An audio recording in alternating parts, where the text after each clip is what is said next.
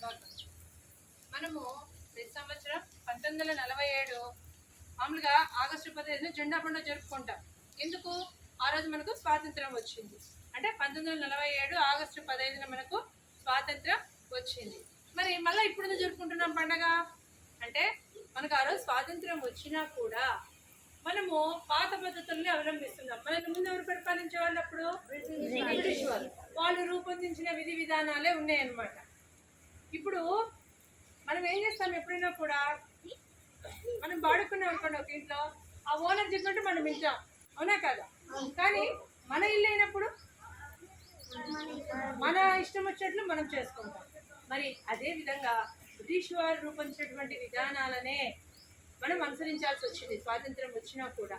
మరి అటువంటిప్పుడు ఏం చేశారు మన వాళ్ళంతా? అరే ఇది బాగలేదు, మనకంటూ కొన్ని పద్ధతులు నియమాలు ఉండాలి, వాళ్ళని మనం ఇంకా అవే పాటించకూడదని చెప్పి డాక్టర్ బిఆర్ అంబేద్కర్ అధ్యక్షతన ఒక కమిటీ ఏర్పడింది, ముసాయిదా కమిటీ అని. వీళ్ళు ఏం చేశారంటే రాజ్యాంగాన్ని రూపొందించారు.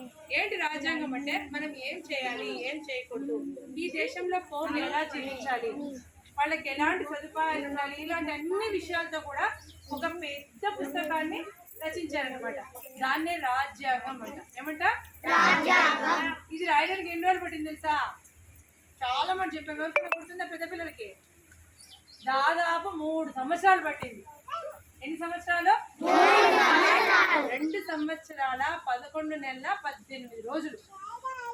చూడండి, అలా పిల్ల బాగా పలుకుతుంది, బాగా గుర్తుపెట్టుకుని చెప్పేసింది కూడా. 2 సంవత్సరాల 11 నెలల 18 రోజులు. వాళ్ళు ఎలా రాశారు? ప్రపంచంలో వివిధ దేశాల యొక్క పుస్తకాలను పరిశీలించారు, వాళ్ళ యొక్క రాజ్యాంగాలు.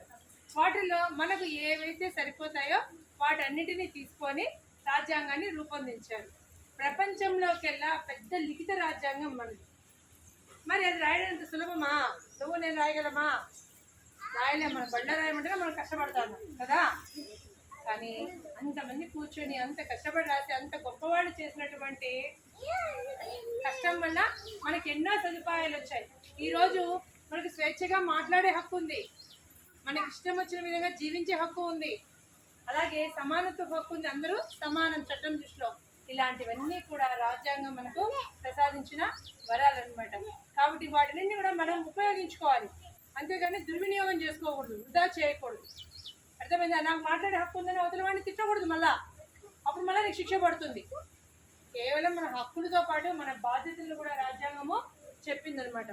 కాబట్టి మనం ఎంతోమంది గొప్పవారు సాధించినటువంటి ఈ స్వాతంత్రాన్ని, తర్వాత మన వారి కృషి ఫలితంగా మనం పొందినటువంటి ఫలితాలను దుర్వినియోగం చేయకుండా మనం కూడా మన పాఠశాల, మన ఊరు, మన జిల్లా, మన దేశ అభివృద్ధికి ఇట్లా 1 by 1 కేవలం ఒక్కసారి దేశాన్ని అభివృద్ధి చేయలేము. ముందు మనల్ని మనం అభివృద్ధి చేసుకోవాలి, మళ్ళీ మన బడి, మన ఊరు, మన జిల్లా, అలా స్టెప్ బై స్టెప్ చేసుకుంటూ పోతూ మనమంతా కూడా దేశం కోసము కృషి చేయాలనేసి తెలియజేస్తూ సెలవు తీసుకుంటున్నాం.